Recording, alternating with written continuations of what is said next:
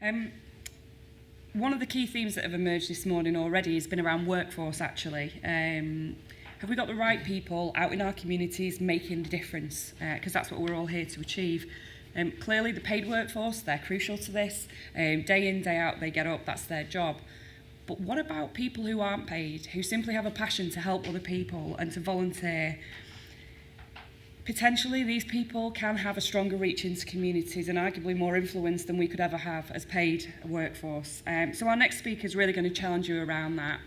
He's the founder and director of Teamkinetic, somebody I've worked with closely for years at Greater Sport, a great friend of Y Sports, and he's going to be sharing his kind of experiences around that volunteer agenda, but I expect challenging you also to really think about how much that's a priority within your own organisation. So please welcome Chris.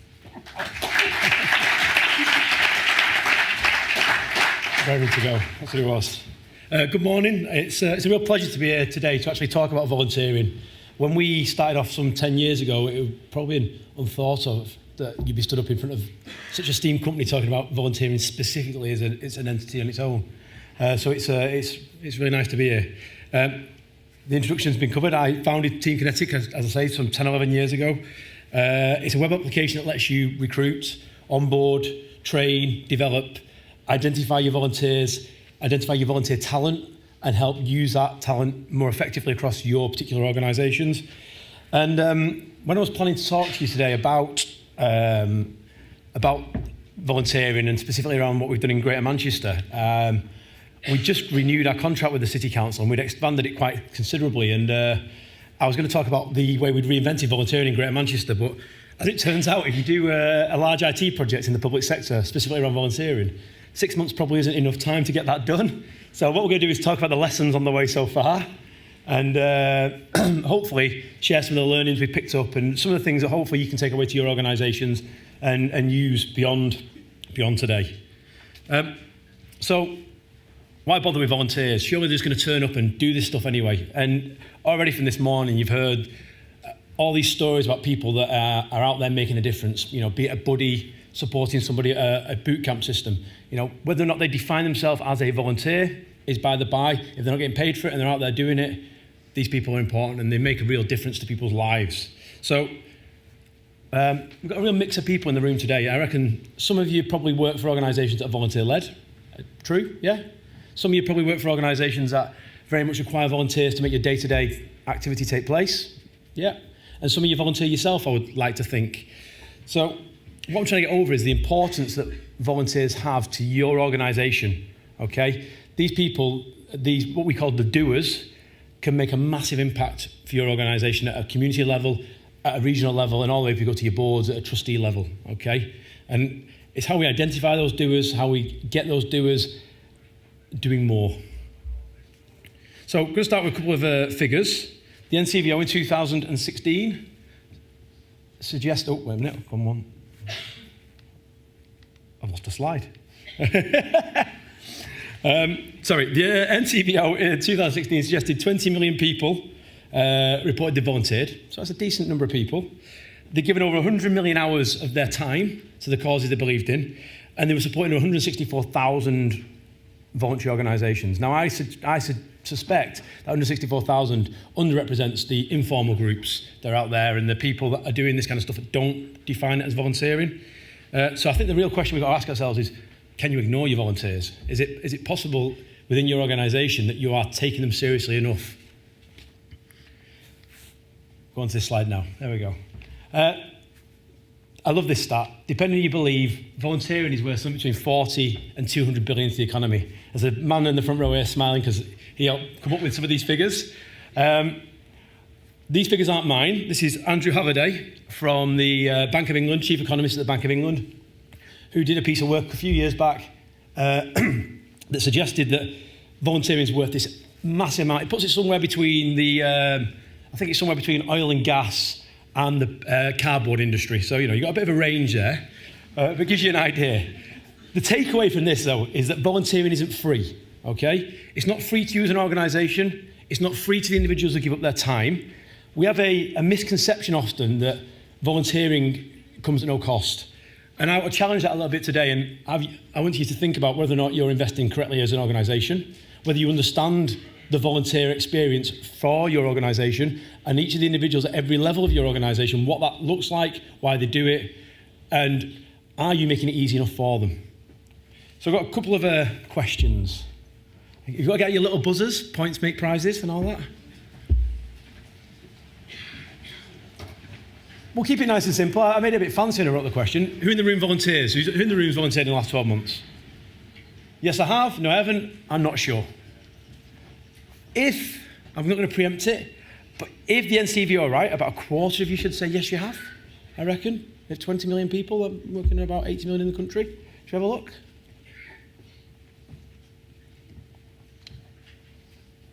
Everyone voted?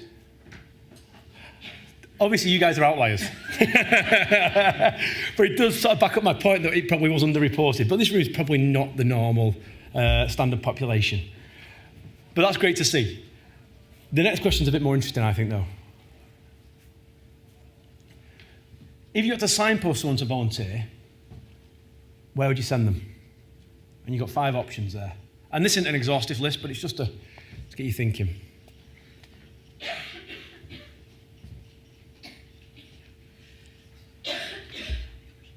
Oh, I'll read out the options in case anyone can't see. So, number 1 is no idea. Number 2 is the internet. Number 3 is my club organisation I'm involved with. Number 4 is local authority. And number 5 is other. We have a little look at what we got there. Has one voted? Again, taking news in this room, I would have thought that the club one would have come quite high. The internet, really interesting one at 32% there. One of the key things we find is how easy can you get somebody who gets that impulse to want to go and get involved in volunteering, from that impulse to the point when they actually turn up at that first session and have a positive experience. I would suggest that the internet is fraught with problems, and we'll come into some of them in a second. The club and organisation, you're always going to ask the people closest to you. That makes total sense. Local authority are probably one of the biggest supporters of volunteering in any community, so I'm quite surprised that came as low as it did, but no idea is a great out there with the 4.3%. Good on you for being honest. And anyone else to other? Can I have any other, what might have come up? Anyone want to shout 1 or 2 out? Anyone else did to? It depends on what you're involved with. They could be volunteering from a rental centre, Okay. stay on the beach with a towel, or make hot chocolate. Okay, all my favourite volunteer opportunities there.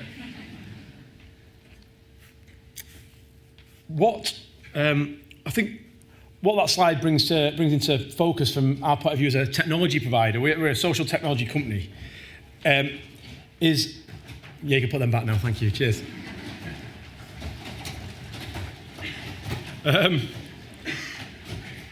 As a technology provider in this space, we think volunteering is about people, not about algorithms.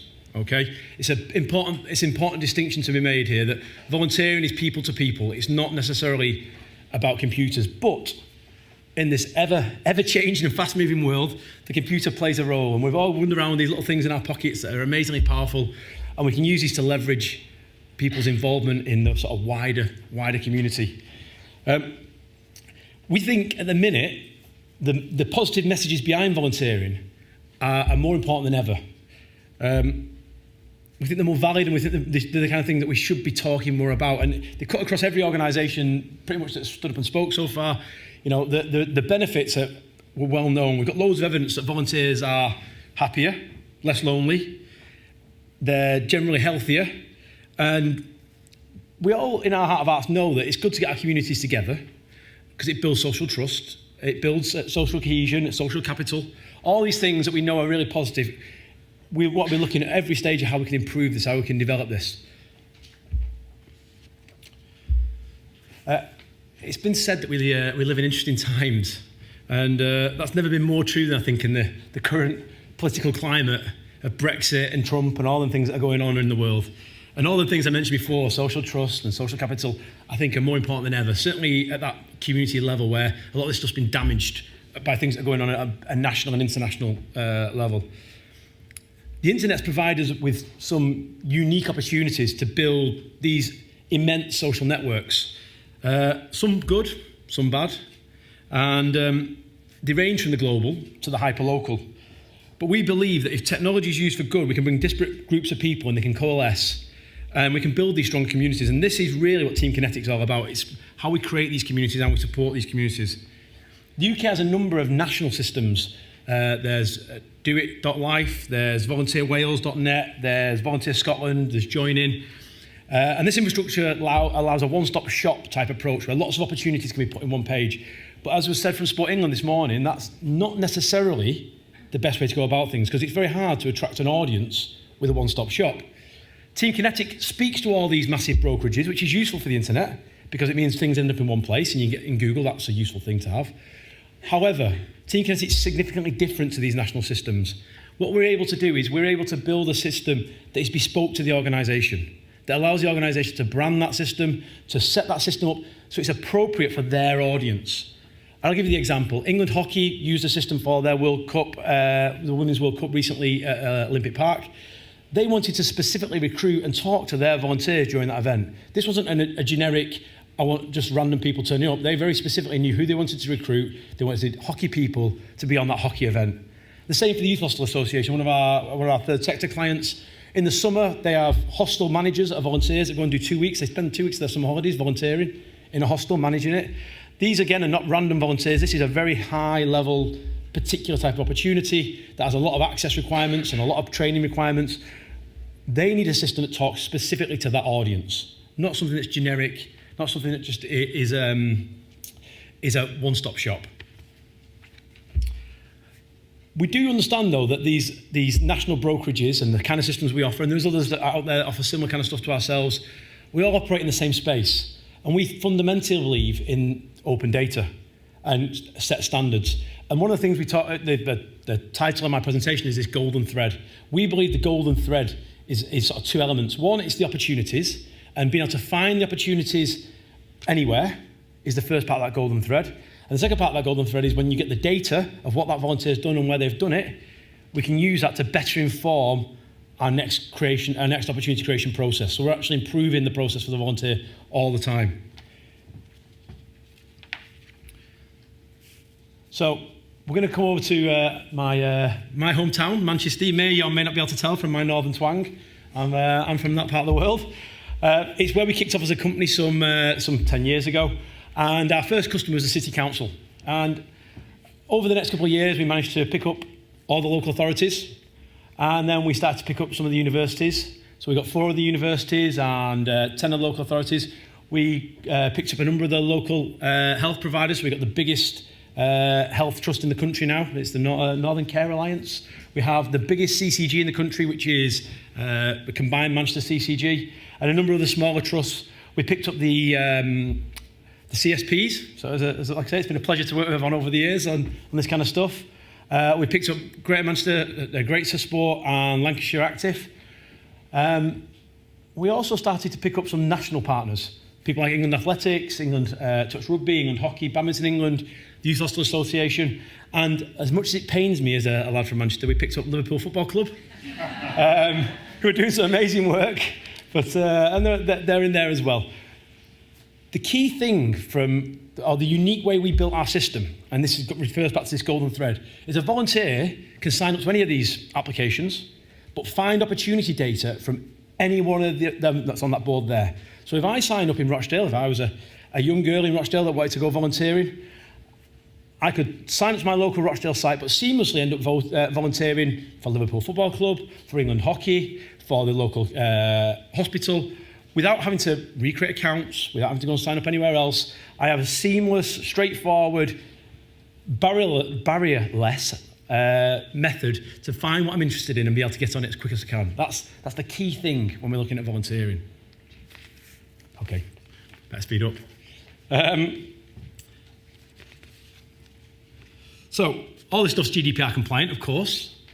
What the numbers say. So across Greater Manchester, we've got 9,000 volunteers.